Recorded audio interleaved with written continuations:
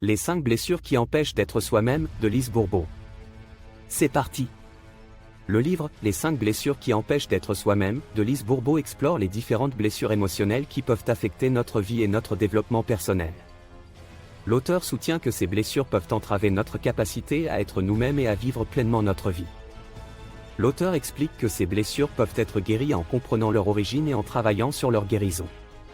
Elle propose des exercices pratiques pour aider les lecteurs à identifier leurs blessures et à travailler sur leur guérison, comme la méditation, la visualisation et le travail sur les croyances limitantes.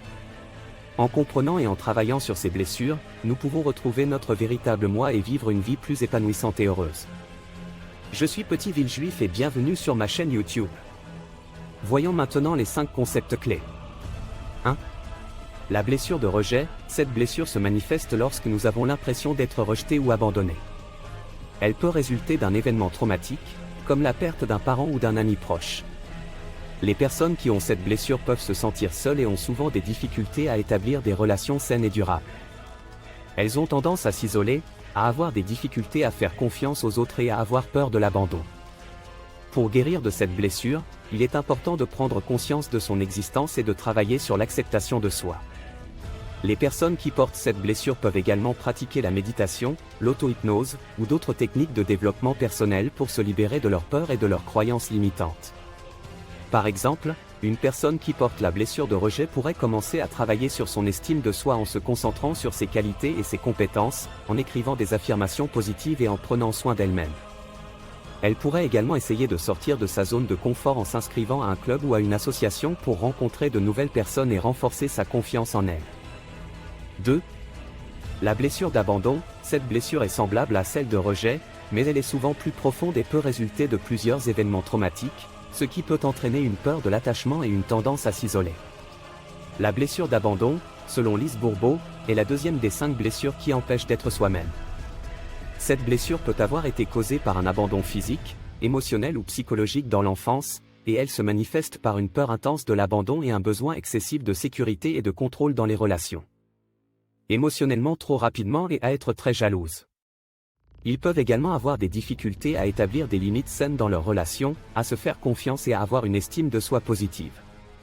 Pour guérir de cette blessure, Lise Bourbeau recommande de prendre conscience de ses peurs et de ses comportements compensatoires, de travailler sur l'estime de soi et l'autonomie, de se donner de l'amour et de la compassion, et de pratiquer l'acceptation de soi et des autres. Blessures peuvent être très sensibles à la critique et peuvent avoir une faible estime de soi. Elle peut provenir d'une critique sévère, d'un mépris ou d'un manque de respect. Les personnes souffrant de cette blessure ont tendance à se sentir inférieures, à manquer de confiance en elles et à craindre le rejet. Elles peuvent également chercher à se venger, à se dévaloriser ou à se cacher pour éviter de se sentir humiliées. Pour guérir de cette blessure, il est important de travailler sur l'estime de soi et d'apprendre à se respecter. Il est également important de reconnaître et d'exprimer ses émotions, plutôt que de les réprimer. Des techniques telles que la méditation et l'auto-hypnose peuvent également aider à renforcer la confiance en soi et à réduire l'anxiété. Un exemple concret pour guérir de la blessure d'humiliation serait de prendre le temps d'identifier les situations ou les personnes qui déclenchent cette douleur. Ensuite, il est important de travailler sur ses pensées et ses croyances à propos de soi-même.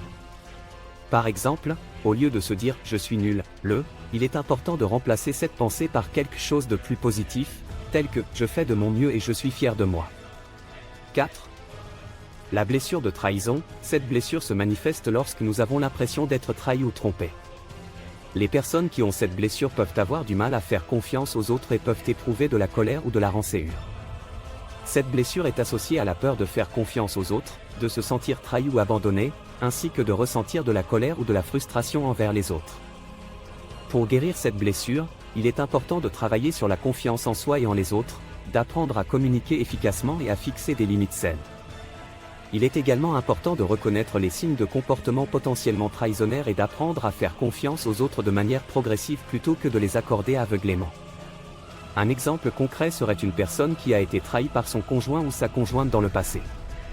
Cette personne peut avoir des difficultés à faire confiance à son nouveau partenaire, même s'il n'y a aucune raison de douter de lui. Cette méfiance peut entraîner des problèmes dans la relation, car le nouveau partenaire peut se sentir accusé à tort et la personne blessée peut avoir du mal à s'ouvrir à lui. 5. La blessure d'injustice. cette blessure se manifeste lorsque nous avons l'impression d'être traités injustement, que ce soit dans notre environnement familial, social ou professionnel. Les personnes qui ont cette blessure peuvent avoir un fort sens de la justice et peuvent être très critiques à l'égard des autres. Cette blessure se manifeste souvent chez ceux qui ont grandi avec des parents stricts et autoritaires qui ne prenaient pas en compte les sentiments de leurs enfants. Pour guérir cette blessure, il est important de se rappeler que chaque personne voit le monde à travers ses propres filtres et que parfois, les choses ne sont pas ce qu'elles semblent être. Il faut également reconnaître que la vie peut être injuste parfois, mais qu'il est possible de trouver des moyens de surmonter les obstacles. Un autre moyen de guérir cette blessure est d'apprendre à pardonner. Il est important de comprendre que le pardon ne signifie pas oublier ou excuser les comportements inacceptables des autres, mais plutôt de libérer sa propre colère et sa rancœur pour permettre une guérison personnelle et une croissance émotionnelle.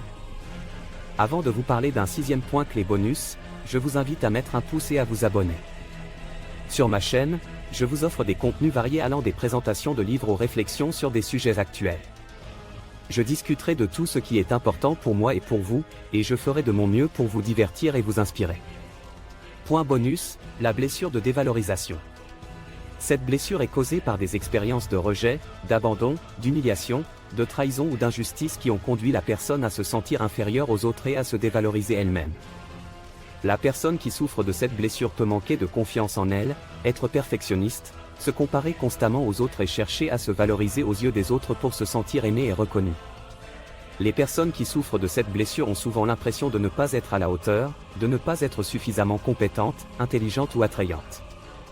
Pour guérir de cette blessure, Lise Bourbeau propose d'abord de prendre conscience de ses pensées et de ses croyances limitantes. Il est important de réaliser que ces pensées ne sont pas la réalité, mais des constructions mentales basées sur des expériences passées. Ensuite, elle suggère de se concentrer sur ses forces et ses qualités, plutôt que sur ses faiblesses et ses défauts. Cela peut se faire en pratiquant l'auto-observation bienveillante, en identifiant ses réussites passées et en s'autorisant à célébrer ses accomplissements. Un exemple concret serait de tenir un journal quotidien de ses réussites et de ses qualités, de faire une liste de ses compétences et de ses réalisations, ou de se fixer un petit défi quotidien pour renforcer sa confiance en soi. Il est important de se rappeler que guérir de cette blessure prend du temps et de la pratique régulière, mais avec de l'engagement et de la patience, il est possible de se libérer de la dépendance aux autres pour la validation de sa propre valeur personnelle. C'était Petit Villejuif, et c'est la fin de cette vidéo. Je vous remercie de m'avoir suivi et j'espère que vous avez apprécié la vidéo. N'oubliez pas de vous abonner à ma chaîne YouTube et de cliquer sur la cloche pour être notifié de mes prochaines vidéos. C'est la meilleure façon de soutenir ma chaîne. Merci encore pour votre soutien et à très vite sur mes prochaines vidéos. À bientôt.